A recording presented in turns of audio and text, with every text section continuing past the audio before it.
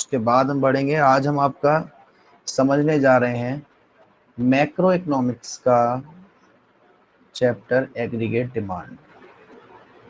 इसलिए मैंने कहा कि इम्पोर्टेंट सेशन होने वाला है आज का।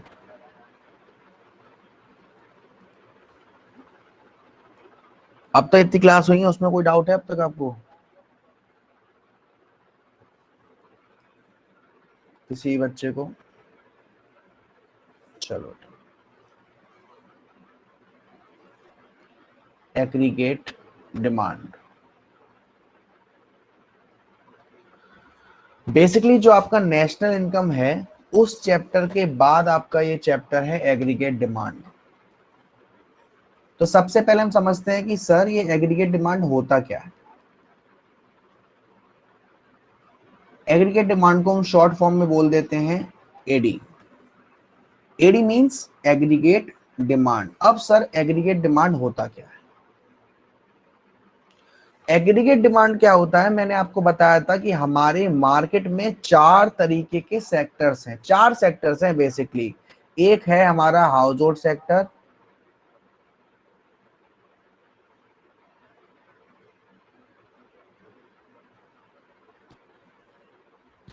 एक है हमारा प्रोड्यूसर सेक्टर,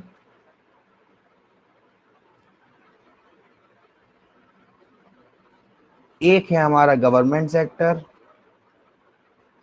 और एक है हमारा रेस्ट ऑफ द वर्ल्ड। और रेस्ट ऑफ द वर्ल्ड में भी एक्सपोर्ट माइनस इंपोर्ट। एक्स को डिनोट करते हैं हम एक्सपोर्ट से और एम को डिनोट करते हैं हम इंपोर्ट से। ये चार सेक्टर्स होते हैं हमारे मार्केट में, house hold sector, producer sector, government sector और रेस्ट ऑफ द वर्ल्ड, जिसको हम एक्सपोर्ट माइनस इंपोर्ट कहते हैं। इन चारों सेक्टर्स द्वारा फाइनल गुड्स पर जो खर्चा करने की सोचा जा रहा है, दोबारा समझना मेरी बात को, इन चारों सेक्टर्स द्वारा फाइनल गुड्स एंड सर्विसेज पर जो खर्चा करने की सोचा जा रहा है उसको हम क्या कहेंगे? उसको हम कहते हैं हमारा एग्रीगेट डिमांड। सोचा जा रहा है, ये बात आप ध्यान रखना। तो सर एग्रीगेट डिमांड क्या हुआ हमारा? एग्रीगेट डिमांड लिखेंगे सभी लोग।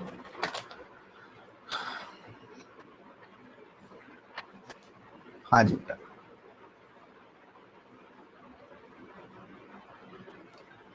तो एग्रीगेट डिमांड क्या हुआ? Aggregate demand is the planned expenditure. कौन सा एक्सपेंडिचर सर? Planned expenditure. अब ये बेटा प्लान्ड एक्सपेंडिचर किन के लिए, कौन सोच रहा है इस खर्चे को करने के लिए? सर हमारे चार सेक्टर्स हैं, वो सेक्टर्स इस पर खर्चा करने की सोच रहे हैं। ये पॉइंट क्लियर है? आपको एक बात ध्यान रखनी है, जो एडी होता है वो हमारा फ्लो कंसेप्ट होता है। फर्स्ट चैप्टर में हमने पढ़ा था स्टॉक और फ्लो, और जो एडी होता है वो हमारा फ्लो कंसेप्ट होता है। एडी मतलब क्या सर? मार्केट में जितने भी सेक्टर्स हैं वो सारे सेक्टर्स, डेफिनेशन में लिखता हूं आपके सामने कि sir it is the sum total of expenditure that the pupil plan to incur on the purchase of goods। Market में हमारे चार सेक्टर हैं, household sector, producer sector, government sector और रेस्ट ऑफ द वर्ल्ड। ये चारों sectors जितना खर्चा करने की सोच रहे हैं गुड्स के ऊपर, इसको कहा जाता है एडी, एग्रीगेट डिमांड। एग्रीगेट सोच रहे हैं यानी कि ये प्लान्ड एक्सपेंडिचर करने की सोच है, प्लान्ड। अब मैं आपको एक नाम बता दूं जो काफी बोर्ड्स में काफी ज्यादा लिया जाता है, पूछा जाता है बच्चों से, उसके बारे में डिस्कस करते हैं। अगर आपका जो एडी है वो प्लान्ड है प्लांट को हम इकोनॉमिक्स में कहते हैं एक्स एंट। क्या कहते हैं? एक्स एंट। और जो एक्चुअल में हो जाता है उसे हम कहते हैं एक्स पोस्ट। ये आपके लिए काफी ज्यादा इंपॉर्टेंट है, बहुत ज्यादा पूछा जाता है बोर्ड्स में कि एक्स एंटे डिमांड क्या होती है, एक्स एंटे इन्वेस्टमेंट क्या होता है। तो अभी आपने समझा एडी को हम एई भी कह सकते हैं, एग्रीगेट एक्सपेंडिचर, और प्लान्ड एक्सपेंडिचर भी कह सकते हैं, क्योंकि ये क्या है सर, एक साल के अंदर मार्केट में जितने भी सेक्टर्स हैं वो कितना खर्चा करने की सोच रहे हैं, और जब सोच रहे हैं तो वो क्या है, एक्स एंट है, और जब रियल में हो गया, एक्चुअल में हो गया, तो वो क्या है, एक्स पोस्ट। तो अभी हमने क्या सीखा sir, aggregate demand. Aggregate demand क्या है सर, कि टोटल एक्सपेंडिचर, जितना खर्चा हमारे जितने भी सेक्टर्स हैं मार्केट में, कितना खर्चा करने की वो सोच रहे हैं एक साल के अंदर, उसको हम कहते हैं एग्रीगेट डिमांड। ये पॉइंट आपका क्लियर हुआ? यहां कुछ पूछना है बेटा किसी को?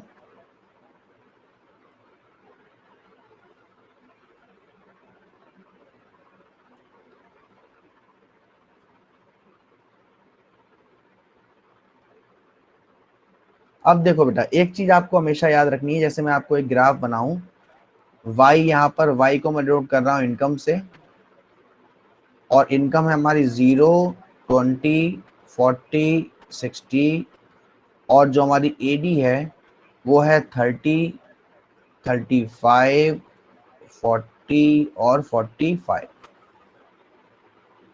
यहां पर आप देख रहे हो कि सर इनकम हमारी क्या है, 0 है, और एडी हमारी क्या है, 30। यानी कि कुछ ना कुछ इनकम होती है आपकी, आपकी जो इनकम है एडी है, चाहे आपके पास इनकम हो या ना हो, 0 इनकम पर भी कुछ ना कुछ खर्चा होगा, जिसको हम कहते हैं मिनिमम लेवल ऑफ एक्सपेंडिचर। इस पॉइंट को हम क्या कहते हैं sir, minimum level of expenditure. ये पहला पॉइंट जो आपको पॉइंट टू रिमेंबर है, मिनिमम लेवल ऑफ एक्सपेंडिचर, कि sir there is always some minimum level of expenditure even when income is 0। Second point आपने देखा, जैसे जैसे इनकम बढ़ती जा रही है वैसे वैसे एडी भी बढ़ता जा रहा है। तो यहां पर हमें क्या दिख रहा है कि एडी इंक्रीजेस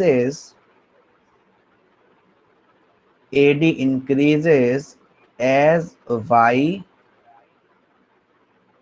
इंक्रीजेस। ये 2 पॉइंट हमने देखा कि सर पहला, कि कुछ ना कुछ खर्चा तो सर होगा ही होगा, भले ही आपके पास जो पैसा है, इनकम है, वो 0 हो। अब क्वेश्चन अराइज होता है कि सर आप कह रहे हो कुछ ना कुछ खर्चा होगा ही होगा, जिसको हम मिनिमम लेवल ऑफ एक्सपेंडिचर कह रहे हैं, बट ये कहां से होगा खर्चा, इनकम ही नहीं है सर। इस केस में ये जो खर्चा होगा वो किस में से होगा, सेविंग में से होगा। तो अभी मैं आपको एक ग्राफ के थ्रू समझाता हूं, पॉइंट के थ्रू समझाता हूं, बड़े ही ध्यान से समझिएगा बेटा। देखो, हमने यहां ले लिया y, यहां ले लिया एडी, और यहां मैंने ले लिया सेविंग। इनकम 0 थी, 20 थी, 40 थी, 60 थी, ठीक। एडी 30 थी, 35 थी, 40 थी, 50 थी, ठीक है सर। सेविंग देखो, सेविंग पहला, इनकम तो कुछ है ही नहीं, एडी 30 यानी कि सेविंग माइनस में 30, इनकम हुई 20 तब भी खर्चा हुआ 15 ज्यादा, यानी कि सेविंग में से कुछ नहीं, 10 की हो गई सेविंग। अब 3 पॉइंट आप जरा ध्यान से समझना, ध्यान से देखना कि सर इनकम हमारी 0 है, जस्ट सर इनकम 0 है, उस समय भी कुछ ना कुछ एडी है, जिसको हम कह रहे हैं एग्रीगेट डिमांड। यस सर, कुछ ना कुछ एग्रीगेट डिमांड है, और इससे हमारी सेविंग क्या जा रही है, नेगेटिव जा रही है। यस सर, जा रही है। इस पॉइंट को हम क्या कह रहे हैं, minimum level of expenditure. Minimum level of expenditure. अब यहां पर आप देख रहे हो जैसे जैसे इनकम बढ़ रही है, इनकम बढ़ी 20 से, एडी भी बढ़ गया और सेविंग भी बढ़ गई। पहले -30 थी सेविंग, अब -15 है। तो माइनस में सर, लेकिन पहले के मुकाबले थोड़ा सा कम है। इनकम फिर बढ़ी, एक्सपेंडिचर फिर बढ़ा और सेविंग भी बढ़ी, -15 से 0 हो गई और उसके बाद प्लस में 10 हो गई। तो ये 3 पॉइंट आपको क्लियर हो रहे हैं बेटा। ये बताइए आप में से किसी को यहां तक कुछ भी पूछना है? यहां तक आप में किसी से भी, आप में से किसी भी बच्चे को कुछ पूछना है जो अब तक पॉइंट पढ़ाए हैं?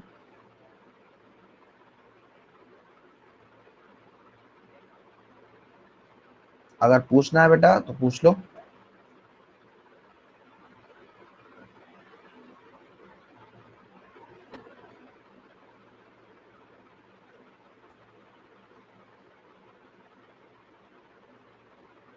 फिर आते हैं आपके components of AD. Components of AD में क्या आता है? कंपोनेंट्स ऑफ एडी में जो हमारा एडी है उसे दो इकोनॉमी के हिसाब से देखा जाता है। एक इकोनॉमी हमारी ओपन इकोनॉमी और एक इकोनॉमी हमारी क्लोज्ड इकोनॉमी। तो आपको इन दोनों इकोनॉमी में फर्क समझना है अच्छे से। सर कैसे समझेंगे? नाम से देखो ओपन इकोनॉमी और नाम से देखो क्लोज्ड इकोनॉमी। मैंने आपको बताया एडी में हमारे 4 सेक्टर इंक्लूड हैं और क्लोज्ड इकोनॉमी में भी 2 तरीके की होती हैं। क्लोज्ड इकोनॉमी में भी हमारी 2 तरीके की इकोनॉमी होती है, एक 2 सेक्टर इकोनॉमी और एक 3 सेक्टर इकोनॉमी। तो 2 सेक्टर इकोनॉमी जब क्लोज इकोनॉमी है, क्लोज इकोनॉमी का मतलब ये है कि हम नहीं चाहते कि हमारे इंडिया में कोई बाहर से ट्रेड करे। तो rest of the world close economy में तो होगा ही नहीं, पहली बात। और 3 चीज बची अब हमारी, हाउस होल्ड, प्रोड्यूसर और गवर्नमेंट। मुझे आप लोग बताओ, जब household sector, producer sector, जब household sector final goods पर खर्चा करता था तो उस खर्चे को हम क्या कहते थे? जब household sector final goods पर खर्चा करता था तो उस खर्चे को हम क्या कहते थे? बताइए।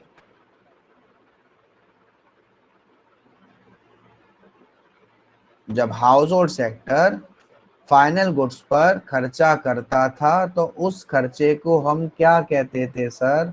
उस खर्चे को हम कहते थे कंजप्शन एक्सपेंडिचर। क्या कहते थे? Consumption expenditure. और जिसको हम डिनोट करेंगे सी से। और प्रोड्यूसर जब किसी खर्चा करता था फाइनल गुड्स पर, उसको हम कहते थे इन्वेस्टमेंट एक्सपेंडिचर और उसको हम डिनोट करेंगे आई से। तो अगर जो हमारा कंपोनेंट्स ऑफ एडी है वो क्लोज्ड इकोनॉमी है और क्लोज्ड इकोनॉमी में 2 सेक्टर इकोनॉमी है, तो AD is equal to C plus I. AD is equal to C plus I. और अगर क्लोज्ड इकोनॉमी है और वो 3 सेक्टर इकोनॉमी है, तो 3 सेक्टर इकोनॉमी में एक और सेक्टर आ गया, गवर्नमेंट। तो AD is equal to what? C plus I plus aggregate demand is equal to consumption expenditure plus investment expenditure plus government. ये तो बात हुई सर हमारी क्लोज इकोनॉमी की। अब हम बात करेंगे हमारी ओपन इकोनॉमी की। ओपन इकोनॉमी में फर्क क्या रहेगा? ओपन इकोनॉमी में फर्क इतना रहेगा कि जो रेस्ट ऑफ द वर्ल्ड आप लोगों ने हटा रखा है वो नहीं आएगा, वो अब यहां पर आ जाएगा। यानी कि एडी क्या बन जाएगा? AD is equal to consumption expenditure जो कि एक हाउस होल्ड करता है, इन्वेस्टमेंट एक्सपेंडिचर जो कि एक प्रोड्यूसर करता है, गवर्नमेंट सेक्टर और रेस्ट ऑफ द वर्ल्ड यानी कि एक्सपोर्ट माइनस इंपोर्ट। ये इक्वेशन बनेगी अगर हमारी जो इकोनॉमी है वो ओपन इकोनॉमी है बाय कंपोनेंट्स ऑफ एडी। तो ये तो बात हुई आपकी एडी की, यानी कि एग्रीगेट डिमांड की। अब जब एग्रीगेट डिमांड है तो कहीं ना कहीं सप्लाई भी तो होगी। एग्रीगेट सप्लाई, एग्रीगेट डिमांड ये था कि एक साल के अंदर जितने भी हमारे मार्केट में सेक्टर हैं वो कितना गुड्स पर परचेज करने का सोच रहे हैं। ये गुड्स परचेज कहां से किया जाता है? जो लोग प्रोड्यूस करते हैं। तो एग्रीगेट सप्लाई क्या होती है? एग्रीगेट सप्लाई रेफर्स कि जो एक साल के अंदर जो हमारे प्रोडक्शन करने वाले लोग हैं वो एक साल के अंदर कितना गुड्स प्रोड्यूस करने की सोच रहे हैं, और इसको भी हम फ्लो ऑफ गुड्स कहते हैं। क्या कहते हैं सर? Flow of goods. तो AD is what? Aggregate demand. Aggregate demand refers to the total expenditure या प्लान्ड एक्सपेंडिचर या aggregate expenditure which is planned. सोचा जा रहा है कि हम एक साल में इतना खर्चा करेंगे गुड्स के ऊपर। और कौन सोच रहा है? House hold sector, producer sector, government sector, rest of the world. S क्या हुआ सर? Aggregate supply. एक साल के अंदर जितने भी लोग प्रोडक्शन करते हैं, कितना प्रोडक्शन करने की सोच रहे हैं, उसको हम कहते हैं एग्रीगेट सप्लाई। ये दो पॉइंट आई होप आपको अच्छे से क्लियर हो गए होंगे, एग्रीगेट सप्लाई और aggregate demand.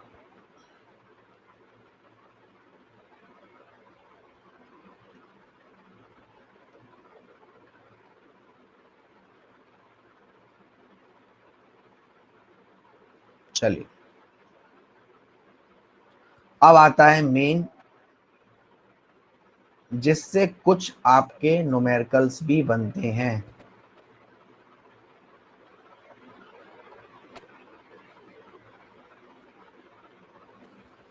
Consumption function. Consumption function में क्या होता है? कंजप्शन फंक्शन एक रिलेशन होता है between C and Y. C it stand for consumption और वाई स्टैंड्स फॉर इनकम। तो इनके बीच में जो रिलेशन होता है इसको कंजप्शन फंक्शन होता है। इनकम बढ़ेगी तो कंजप्शन बढ़ेगा और इनकम कम होगी तो कंजप्शन कम होगा। तो आप कह सकते हो the functional relationship or the algebraic relationship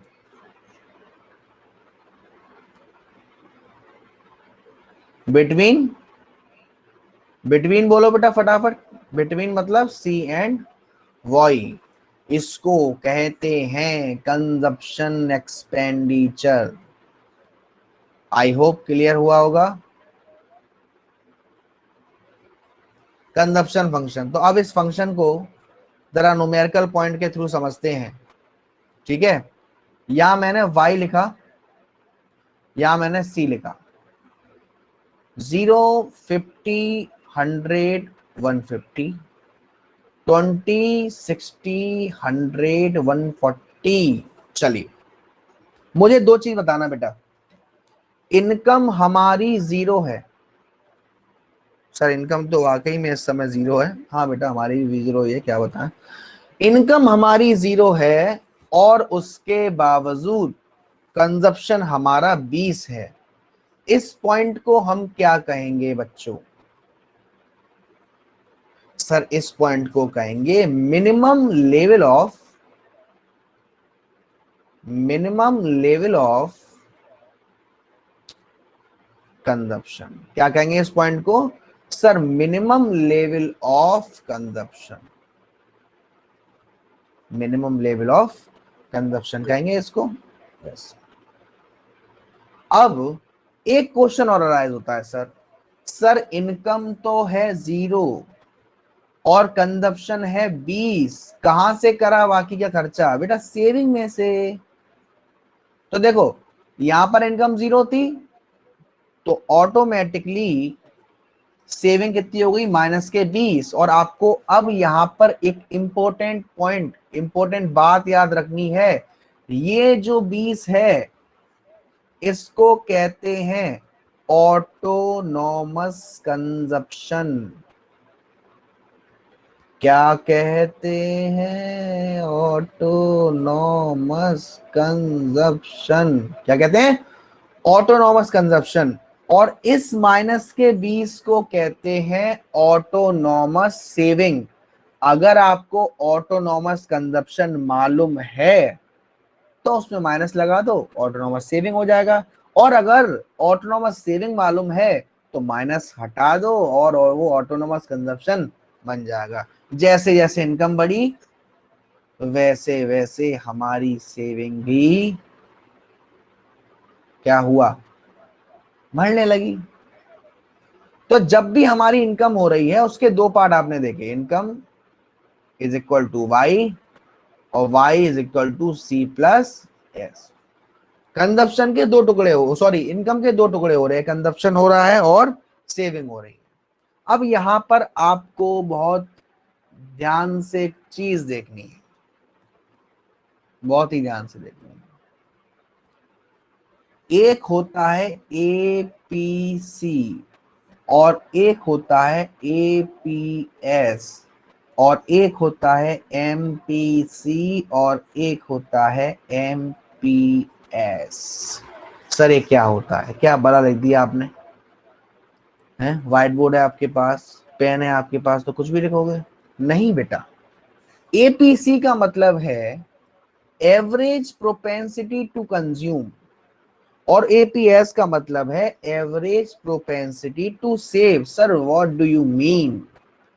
average propensity to consume का मतलब है अगर आपके पास इनकम आ रही है तो उसका एक एवरेज आप कितना खर्च करते हो या कंज्यूम करते हो या सेव करते हो, एक एवरेज। और जैसे जैसे इनकम बढ़ रही है या घट रही है वैसे वैसे कितना आपके कंजप्शन में या सेविंग में चेंज आ रहा है उसको हम कहते हैं मार्जिनल। तो इनके कुछ फॉर्मूले होते हैं जो आपके लिए बहुत ही ज्यादा इंपॉर्टेंट है। जैसे बात करी जाए एपीसी की, एवरेज प्रोपेंसिटी टू कंज्यूम की, तो इसका फॉर्मूला होता है C upon Y, consumption upon income. और बात करी जाए एपीएस की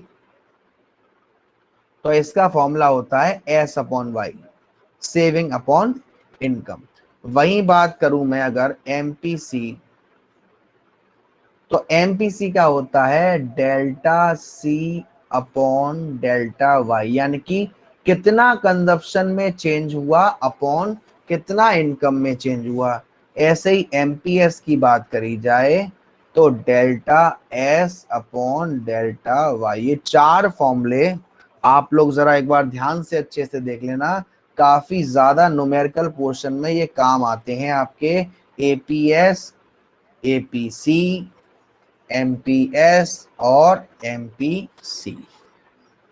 ठीक है, चलिए अभी मैं आपको एक छोटा सा न्यूमेरिकल दे रहा हूं, आप लोग बताइएगा कि आपका कितना आंसर आएगा।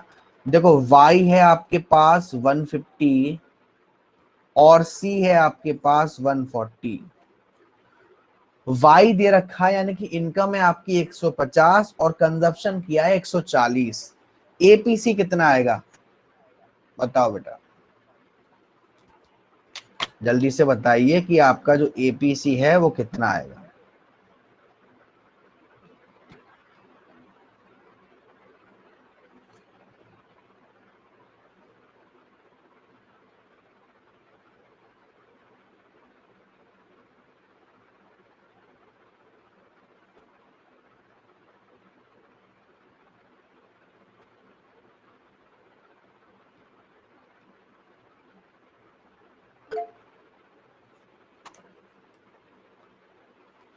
फोर्टीन अपॉन 15, इसको सॉल्व भी करना है बेटा हिमांशी। 1.0 नहीं बेटा, 0.9 समथिंग आएगा, 0.933 कुछ आएगा, ठीक है ना। अब ऐसे ही मैं अगर आपसे कहूं कि आपके पास डेल्टा वाई है 50 और डेल्टा सी है 40, तो मुझे बताओ आपका एमपीसी कितना आएगा, एमपीसी कितना आएगा बेटा आपका।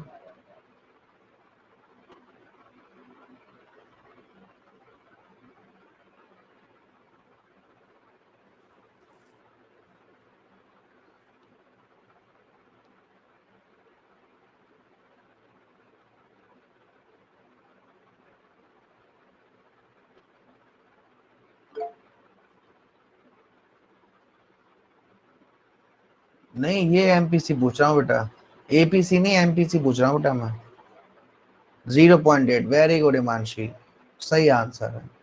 तो अभी थोड़ा बहुत क्लियर हुआ आपको, एपीसी, एपीएस, एमपीसी, एमपीएस। अब मैं आपको जो आपका कंजप्शन फंक्शन है, यानी कि सी फंक्शन है, जिसको हम सी फंक्शन कह रहे हैं, उसका एक एल्जेब्रिक प्रेजेंटेशन की जो इक्वेशन है वो लिखूंगा, जो कि आपको बोर्ड्स में बहुत पूछी जाती है। C is equal to C bar plus B Y.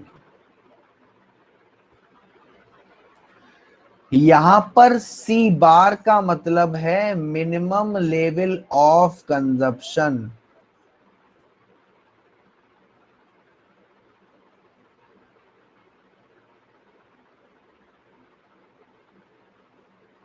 और सी बार को हम क्या कहते हैं, ऑटोनॉमस कंजप्शन भी कहते हैं। बी क्या है बेटा, बी एक बैरामीटर है जो कि बताता है कि कितना सी इंक्रीज होने पर कितना वाई इंक्रीज हो गया। तो मैं क्या बी को एमपीसी कह सकता हूं, बी को एमपीसी कह सकता हूं। और वाई, वाई तो हमारी इनकम है। और सर सी क्या है, सी बेटा कंजप्शन फंक्शन। तो सी बार आपका ऑटोनॉमस कंजप्शन, बी हम एमपीसी मान सकते हैं, और वाई है हमारी इनकम। अब मैं आपको एक क्वेश्चन देता हूं, ये पहले आप इसको नोट करना चाहो तो नोट कर लो, इसी से रिलेटेड क्वेश्चन दूंगा ताकि फिर आप बाद में कहे नहीं।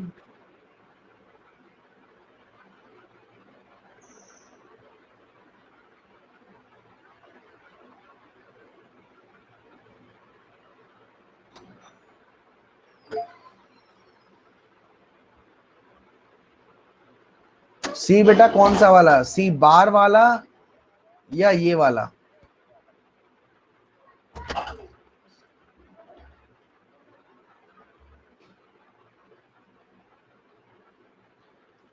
सी आपका कंजप्शन फंक्शन है और सी बार आपका ऑटोनॉमस कंजप्शन है।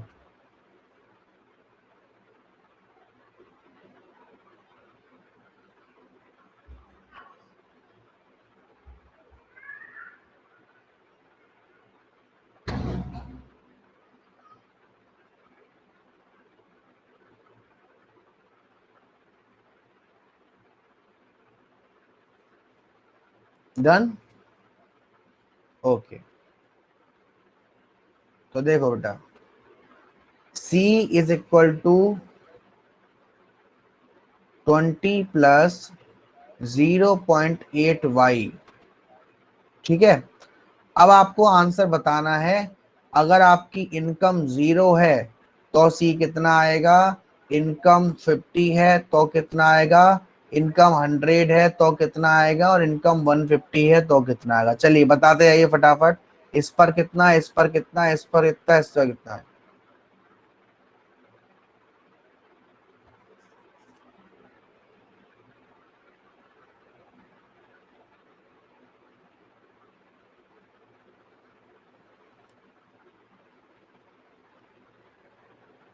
फर्स्ट का 20, वेरी गुड मानसी, जयस very good.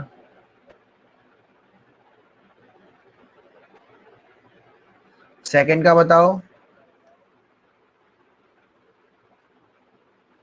60, very good.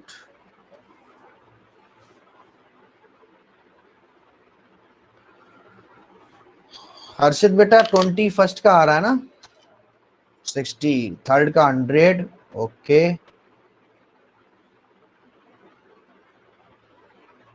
Okay.